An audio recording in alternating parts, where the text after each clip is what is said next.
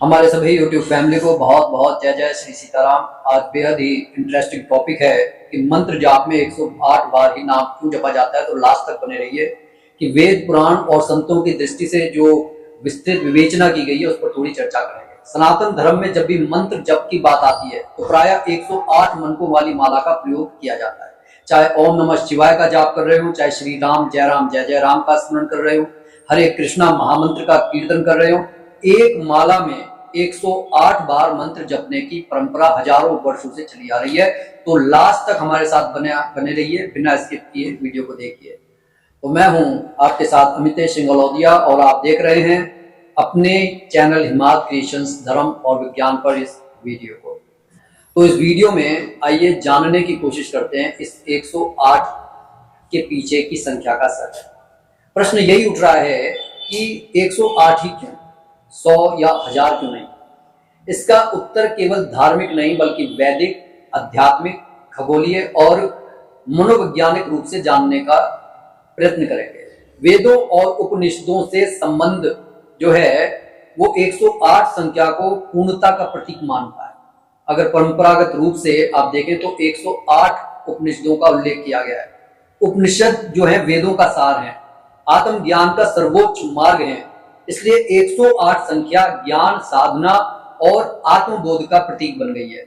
जब साधक एक माला पूरी करता है तो उसका अर्थ होता है कि उसने प्रतीकात्मक रूप से संपूर्ण वैदिक ज्ञान को प्रणाम किया है। अगर पुराणों की दृष्टि से देखा जाए तो पुराणों में जप को कलयुग का सबसे सरल और प्रभावी साधन माना है, माध्यम माना है। विशेष रूप से भक्ति परंपरा में माना जाता है कि 108 बार भगवान का नाम लेने से मन की चंचलता धीरे धीरे शांत हो जाती है और साधक को जो साधक का चित्त है ना, भगवान में स्थिर होने लगता है। पुराणों में अनेक स्थानों पर 108 तीर्थ, 108 दिव्य नाम और 108 पवित्र स्थलों और 108 प्रकार की उपासना का वर्णन मिलता है। इसलिए यह संख्या ईश्वरीय पूर्णता और दिव्यता का प्रतीक मानी जाती है। एक डिवाइन एनर्जी को सिंबलाइज कर रही है। इसमें 27 नक्षत्र और 108 का रहस्य वैदिक ज्योतिष में बताया गया है कि 27 नक्षत्र, प्रत्येक नक्षत्र के 4 चरण होते हैं। अगर इस तरीके से आप कैलकुलेशन करके देखेंगे तो 27 into 4 द 108 ये संख्या हमारे सामने आ जाती है। अर्थात संपूर्ण नक्षत्र मंडल 108 चरणों में विभाजित माना जाता है। इसलिए 108 बार जप करना पूरे ब्रह्मांड को साक्षी मानकर ईश्वर का स्मरण करना माना जाता है। सूर्य, चंद्रमा और ब्रह्मांड से संबंध इसका क्या है? दरअसल भारतीय ऋषियों ने खगोलीय गणनाओं में 108 संख्या को विशेष माना है। आधुनिक वैज्ञानिक मापों में यह पाया गया है कि पृथ्वी से जो सूर्य की दूरी लगभग सूर्य के व्यास की 108 गुना के आसपास है। इस प्रकार पृथ्वी से चंद्रमा की दूरी भी उसके व्यास के लगभग 108 गुना के निकट है। ऋषियों ने इस संख्या को ब्रह्मांडीय संतुलन का प्रतीक माना, यूनिवर्सल बैलेंस। इसलिए 108 जप करके साधक अपने सूक्ष्म अस्तित्व को विराट सृष्टि से जोड़ने का प्रयास करता है। योग शास्त्र में इसका अति महत्वपूर्ण रहस्य बतलाया गया है।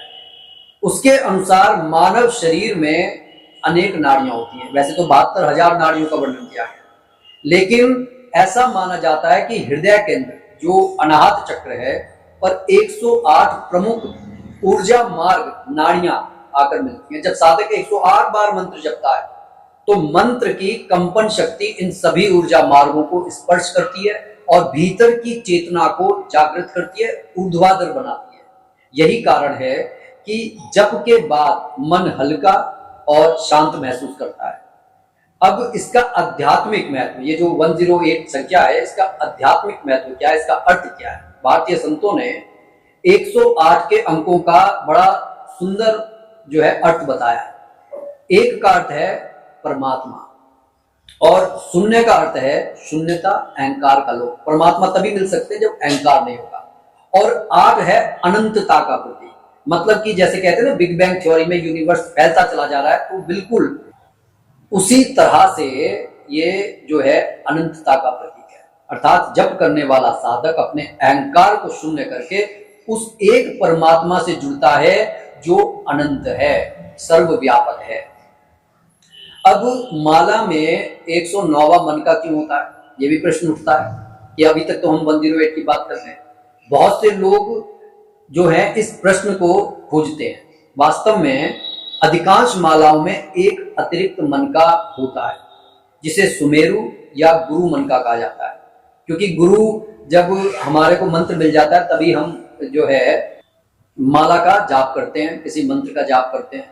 तो ये जो मन का है ये गुरु का, ईश्वर का और उस परम सत्य का प्रतीक माना गया है।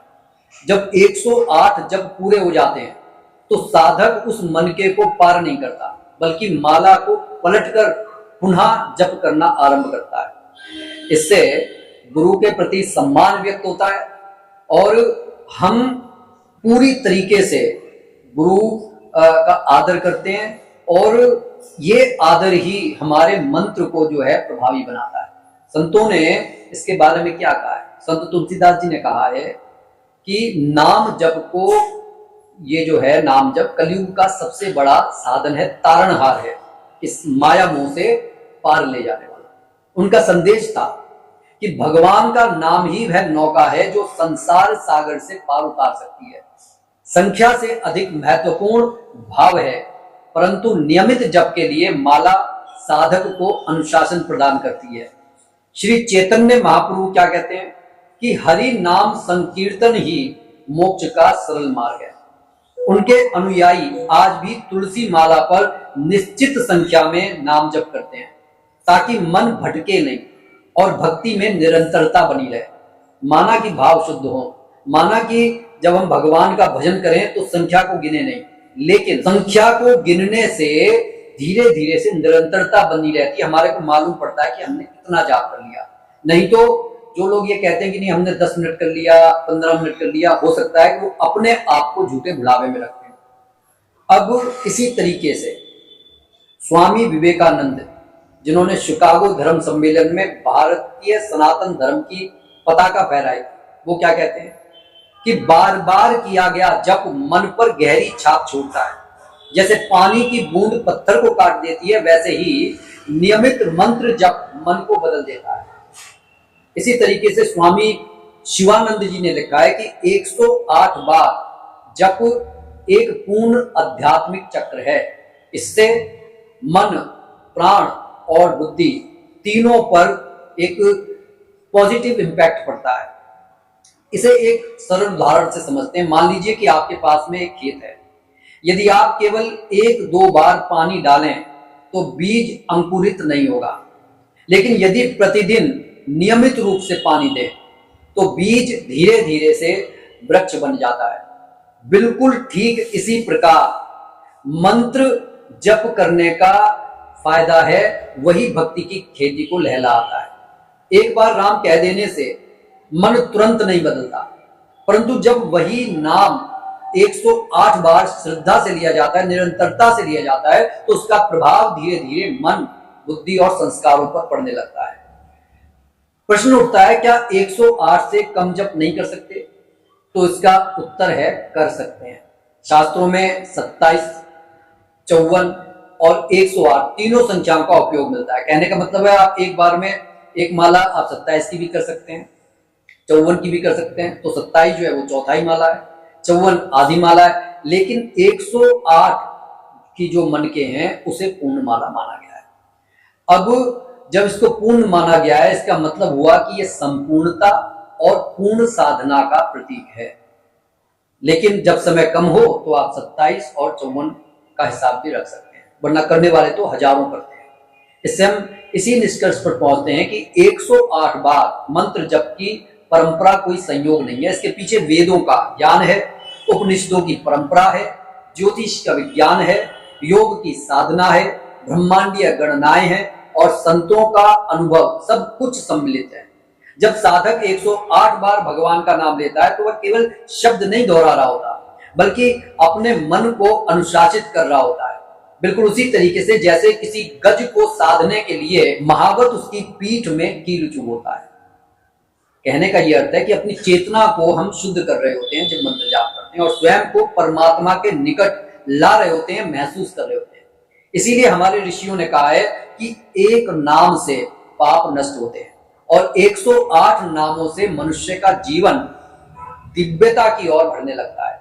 माला के मन के केवल गिनती के साधन नहीं है, वह साधक को ईश्वर तक पहुंचाने वाली सीढ़ियों के समान है।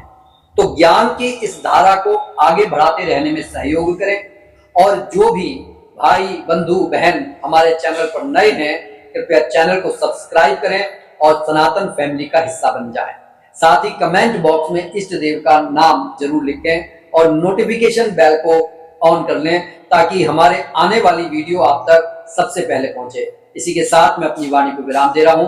बोलिए जय जय श्री सीताराम।